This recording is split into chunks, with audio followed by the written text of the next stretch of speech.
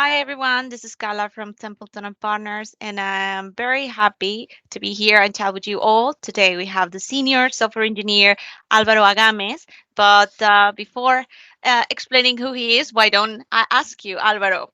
Can you tell me in a nutshell who are you? Okay, hi. I am, like Carla said, I'm senior software engineer. I'm from Colombia, but I've been living in Sweden for the last 2 years. I come here, a company bring me here and hire me to work with them. Since that time, I'm been working here in Sweden. Um, I've been in the industry for almost 20 years, mostly working in web development with different technologies because since the beginning I was in love with the web development and I didn't uh, want to leave this part of the development. That's wonderful. So you say you fell in love with development. What exactly got you into tech? How did you start your career? Because 2 decades, that's a very nice career, I would say. Yeah, like actually, I was thinking in studying other career. I was into the I want to be a medical doctor or ocean biologist. But my father bring the field computer to home, like I think in 1994. And little by little, I started to get in love with tech. I just was I don't know, learning a little bit how to use the computer, how to use more, yeah, the system.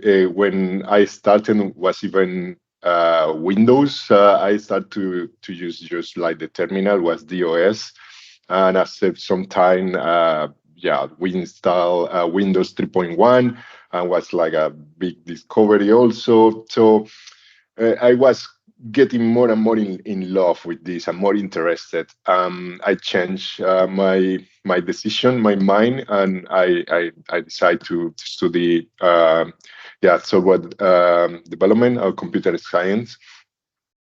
Why? Because I am very curious. I this career fulfill that or feel that part of myself. Like I always want to be learning. I want not just so in this in my career. I want to learn about everything.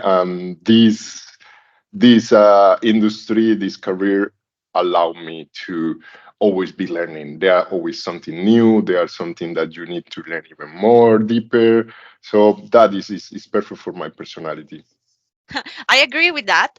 Tech is always evolving, and I think, like you say, if you're a curious person, there's never something that will get you bored within tech. It's very interesting how you're saying that when you started, it was just like the boom of Windows, and now you cannot even imagine how much we have advanced in such a small time frame. We have advanced so much in tech, but I don't see tech stopping from development anytime further. I just think it just keeps growing, growing, and the more time passes, the more we know we don't know yet. So I Yeah, think that's very even challenging, which yeah, I think yeah, it's a topic we definitely should put more attention and effort into because we are only getting beneficiated from it, and I think it's really fun as well. So, what about your journey? You just told me somehow how you got into it, but what has gotten you to the point you are right now? Can you walk me through your career path a little bit? Perhaps some challenges and how you've overcome. yeah. Well, I started in 1998, like long time ago. I started like computer science. Was a little bit convoluted for me because I studied 1.5 year in this university very far away from my home in another city. After that 1.5 year, I feel that I was not performing well or as is like under my standard and the standard that I had to reach because I was raised in a very strict context, my family, my school. So I felt that okay, I'm not doing well. So I decide to quit the university, but I don't want to quit the career. So I spent 6 months like basically thinking like, okay, what I have to do, or what I want to do. If I want to go in another direction, so I say no. I just started from scratch. I lost that's 1.5 year loss, if you want to say, because what you learn is never leave your brain. So I start again from scratch in another city. I moved to another city, also far away from my home, and there I just focus a lot in studying. Yeah, like I was just sleeping 2 3 hours per day. The rest of Wow. the day I was just studying, like practicing. I was like, I can be very obsessive when I want to learn something, so I get obsessive with C and with assembler language. So I start to experiment a lot, and a lot of make a lot of crazy stuff. um, one challenge is in that time, like uh, especially especially in 1998, internet was not a big thing, and especially in Colombia. Also, I don't have that 3.5 year. I don't have a computer to in when I moved to that city, so I have to rely in the university computer. So you have a very reduced time to use it. Also, internet was not a big thing, so I have to go to the library and get books, and that was nice because that forced me to be reserveful and to read. And that is something that I think the new generation lost, is the to read. And I have to read fast because I have to go to the library and find some books. So I have to read. Okay, this is not what I needed, and I have to be super fast. And that is something that I think give me was a challenge, but that give me a good set of tools. Yeah, that was my path. After I moved to the second university, like I say, I get super obsessed with my career and study, yeah, a lot. And I was sure that I don't want to do anything else except software development, because you have like networking, you have hardware.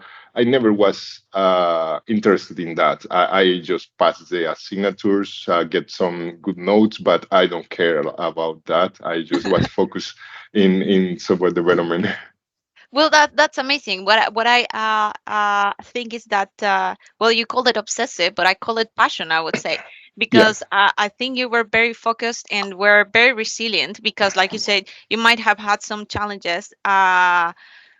The lack of computer, for example, but I think that did not stop you. It even impulsed you to use the most powerful machine that we have, which is our brains. yeah, Like you say, reading that much, just practicing and not yeah, diving from where you are actually heading to. I know there's not like a straight path, but the more you're focused on the goal, I think the easier the next step will become. So I applaud you for that. I think thank I you. myself, coming from Latin America, know we sometimes we don't have it that easily, but here we are, and I guess if we Yeah. put some effort into it, we'll reach there. So, as I mentioned, now that I'm a little bit forward, so moving forward in your career path right now, what do you do right now in your current job? What's the most rewarding thing of your current position? Okay, like right now I'm working for IKEA in Sweden, like a software senior engineer. My current role in my current project is being a backend developer. So I have to build some APIs. I have to take some architectural decision, design some propose architectural designs, but more focus in backend in this project. In my previous project in IKEA, I was more focused in frontend. So I am full stack. but I enjoy more the backend. But when I have to do front end or both, I can do it. I was super in love with front end too, so was just focusing front end. But I get a little bit tired and move to the backend, so I can do both. That's in my role. Like right now, I work with Node.js, building APIs, internal APIs for because my current team provides services for clients inside IKEA, like for Mhm. other departments. So we are not facing the public. We are providing internal services. So I am building APIs right now in a new project in my department. That's wonderful. And is there any specific project you are the most proud of? Yeah, like I would mention two that I'm proud and I enjoyed a lot. Like one that I enjoy a lot and I proud is one that I have to use a lot of mathematics to solve the problem and a specific trigonometry and trigonometric equations. Wow. Something that I never thought that I will be using in the real life when you are in the university and you are in calculus or you are in Yeah. trigonometry, you say, okay, this I will never be using this. But for this problem, I had to automate some this was a e-learning company, so we have a widget to solve a problem, like basically draw two perpendicular lines, and the widget gives you two circles and two lines. So the correct answer was intersect the circles, draw a line between the centers, center point on the circle, and another line between the intersection points, and that gives you a perfect perpendicular set of lines. So I had to automate this. We want to produce some reports, and the company hired like a data scientist. He provide me with human behavior that he want to test and give me some condition that's on to generate like million of interaction with this widget. So one is a person that know how to solve the problem and move the figures and solve the problem. Another one is that made some mistake but solve the problem, and another one that never solved the problem and the time run out. So I need to move the figures automatically, and for that I need to also calculate like, okay, I have this circle with this radius with this center, and I have this other with the same info, so I have to move them to a point where they intersect. After that, find the intersection point between two circles, knowing the center and the radius. After that, drawing a line between 2 points in a plane, generate a lot of million of interaction like randomly, because every time that I restart the widget, I get different circles in different position with different radius. So that was fun and was challenging, and I was proud of solve this. I remember, okay, I see this, but I forget the questions. So I go to internet and I find the question, but I know how like I remember that yeah, was like intersection, like how to get the intersection point between two circles. So I just know what to search. Was fun and was challenging, and worked perfect in the end. And another one was for a company in the United States that I was working for. And in some point, we have some report of from our clients that we was taking more money from their account. They have like a payment system for the subscription, and sometimes I don't know, the subscription was $10, let's say a number, Mhm. and we take $50, like 5 times more money. So cost was a big problem. My boss, my engineering manager, it's like, okay, we have this problem.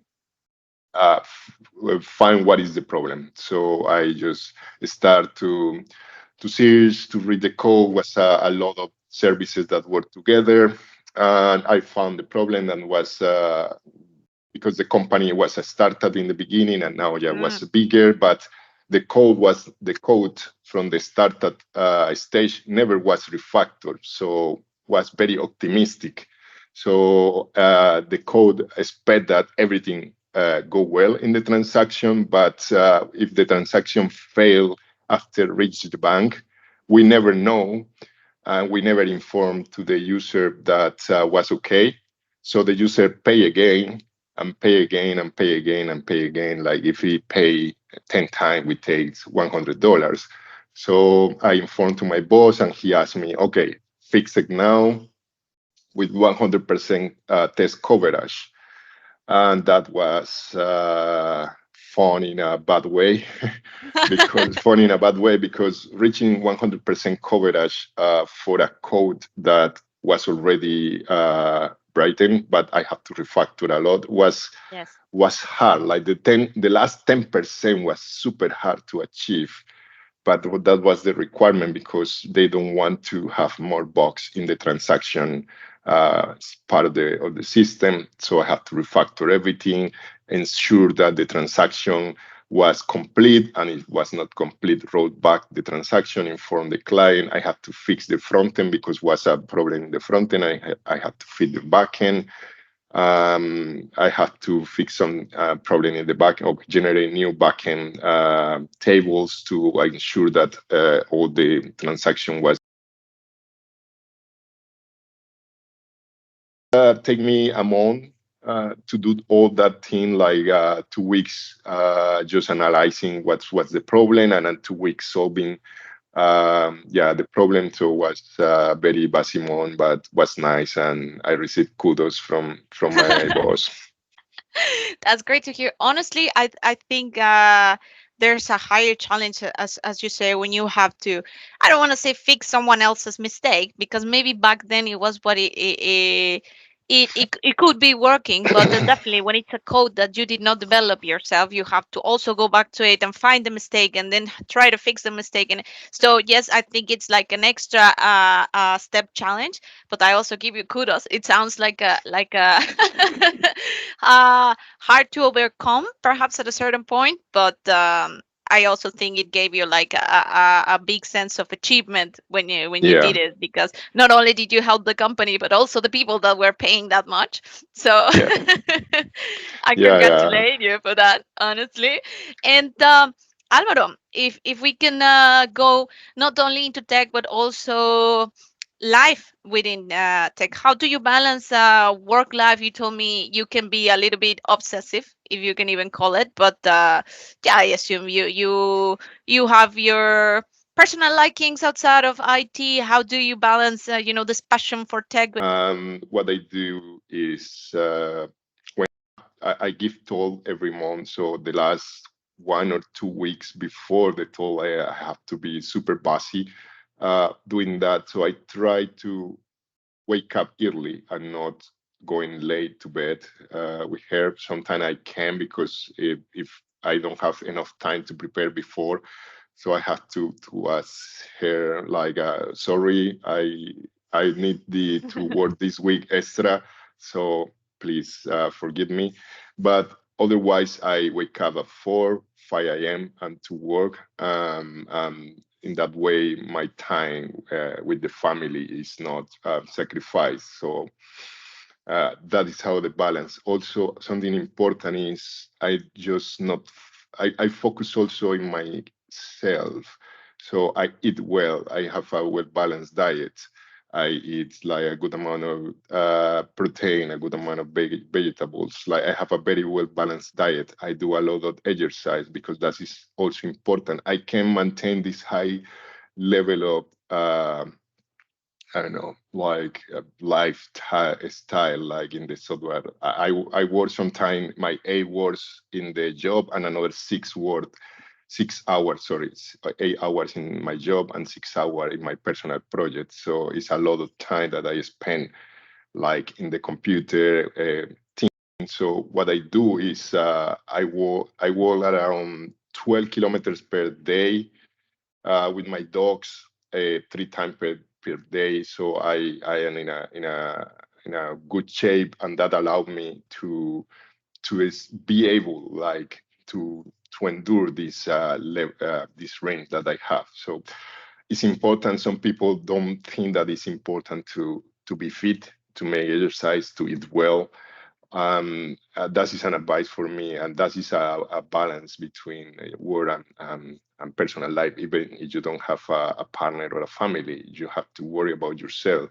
Um, Take time for exercise is very important, and the most your body is your body is good, your mind is good too, and you can perform Okay. better.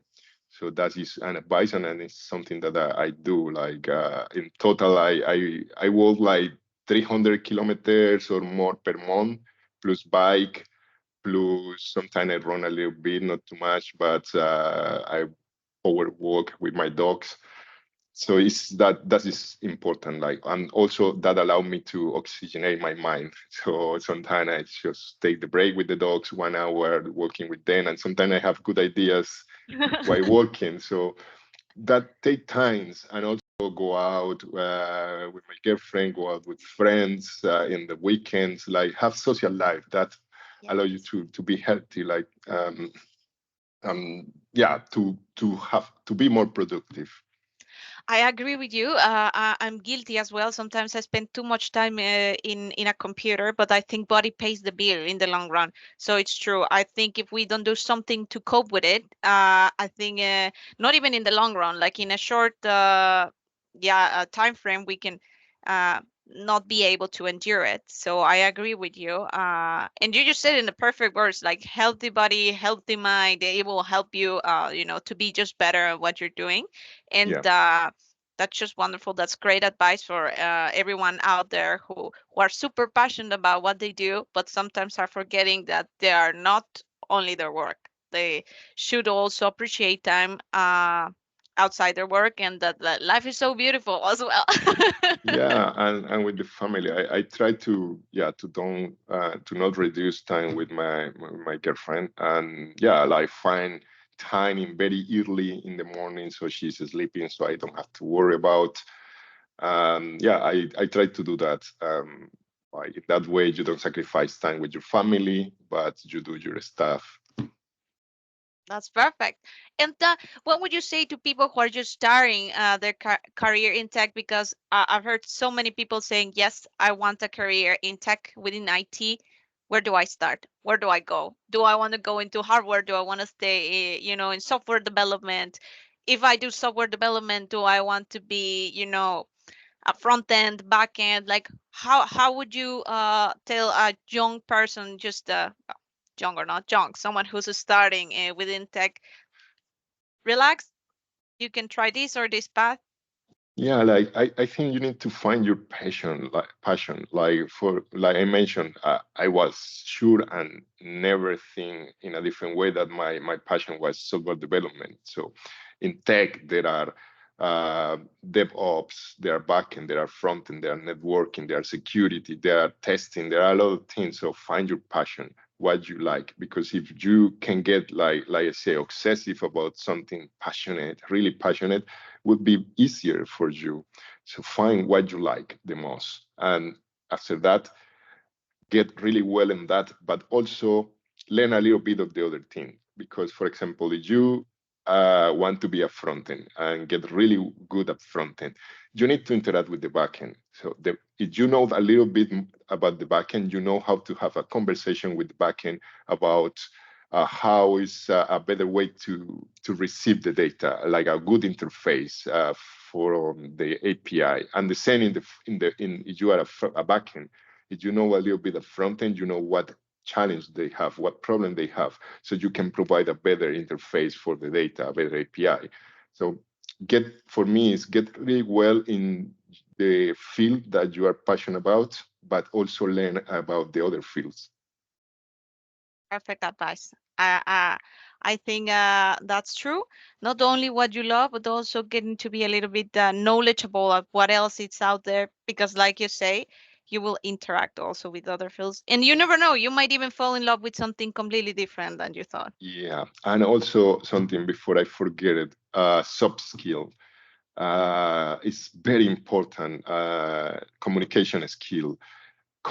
solving conflict skill, like because you are not working alone, so you are working with people, so you need to communicate with your peers in the project, you need to communicate with the stakeholders, you need to communicate with final users. So the best that you communicate, the better. So don't forget that. And it's not nice. That is something that happened to me when you work with in a project and there are these person that is super good, is like the best developer in the team, but it's a nightmare to work with this person because it's not easy to communicate with, or that person have like a very bad attitude. So that is toxic for a team, even if that person is like super good. If somebody I been asked by my boss and I say like, okay, we need to get rid of this person, like fire him, Mm, or if he is wanting to leave, facilitate the exit of this person, because even if it's very good, it's not good for the team. So that's something also important, and it's an advice. Worrying your personal and soft skills. true. Better said. I don't think there's. So yeah, indeed.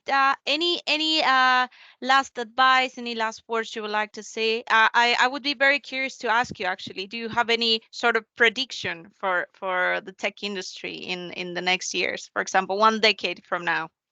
Yeah, like well, let's start for the last one advice. Read. I teach also, and something that I start to get like a pattern from my student is like the lack of reading and the lack of read comprehension. That is very important because they go very of the first thing that they try to do to learn something is go to YouTube and go and see a video. Sometimes they lost a lot of time, and I assign like a homework and they don't have time to solve it, and I say why, and it's like, oh, I was looking this video and it's like 2 hours tutorial, and it's like you lost 2 hours and you have to go super slow. But if you go and read the documentation, if you read an article, you get the same information in 10 minutes. So reading is very important, and that I will link it with prediction. Like, I am not somebody that like to jump into trend immediately, but something that is here to stay is this thing about the artificial intelligence. So that is something that can be good, can be bad. I am not sure. I think it's in some. I am a little bit pessimistic about the impact of Really? the artificial intelligence, the impact that will have, but we will have to use it, like it or not. Um, this Tuesday, I was giving a talk. In the end, I was interacting with the persons that the people that was assisting to my talk. One girl asked me about artificial intelligence because she studied interaction design. So, Hmm. like, oh, she was asking me about ChatGPT or this type of um, tool that you interact just with tests. And I say, like, okay, it's good, but it will be harder for the young generation to use it because you use tests. So if you introduce a bad input, you get a bad output, and the input is test. If you have a bad vocabulary or a reduced vocabulary, your input will be poor or not richer enough for the tool to give you a good answer. So that True. is for me is a challenge that a new generation have, even to interact with a tool that is supposed to be easier to interact with, because now it's textual. And she respond, oh, but what's about if the interface is with voice? And say like, yeah, it's the same, because if your vocabulary is reduced, testing is reduced talking. So it's saying like my advice always is learn more about not just read technical stuff, read literature, read like improve your vocabulary, because now you will interact with these assistants every time. Yeah. It's more pervasive. You have Siri, you have Samsung Assistant, Bisbee, all these assistants that you have to interact with voice. So it's artificial intelligence is there, would be pervasive about us. That is one prediction, like AI everywhere. I think it's not good, but it's here. And that people say like, oh, this is also like a threat for us. And I can see a little bit and not at the same time, because like we will have jobs until this artificial intelligence can understand what the clients want, Exactly. because the free job that a software developer have is to understand what the client want and extract the information, because a lot of time the client don't know what they want. So we need to start to survey them, ask question, like try to understand their mind. So that is something that still this das tool can do. So it's another prediction, we will have jobs for some time, and also to solve the bad code that this does tool produce, Yeah. because Copilot or ChatGPT, a lot of people just, if they are using Copilot in a text editor, is tap tap tap, produce a lot of code, they don't read it a lot of time, and that introduce bugs. So in 5 years, in 10 years, we will have a lot of job solving that problem that people right now is introducing using these automatic code generators. Yeah, I agree with you. A lot of people are biased by this topic, which is AI.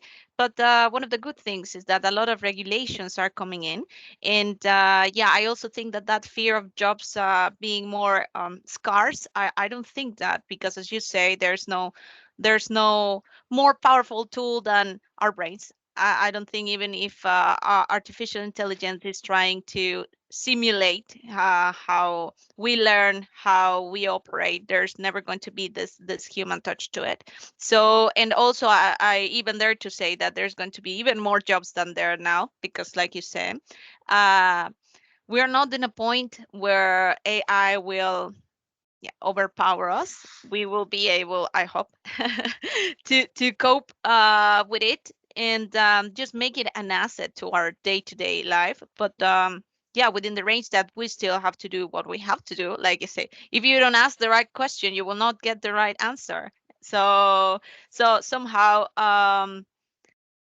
would also say that we are not in the state of fearing AI, but do respect it, and Yeah. also do what, yeah, it's on our side to keep just yeah, growing within tech, not just making it a burden for us, but an asset. And I think there's also space for every single person within tech. Yeah. So, Alvaro, I really thank you for this chat. It has been really enjoyable. I think your insight is really helpful for everyone in the community. And yeah, thank you very much for accompanying us today. Hopefully, we can have a chat another time. Yeah, of course. Thank you for inviting me. And of course, anytime that you want, I'm happy to help. A pleasure. Pleasure.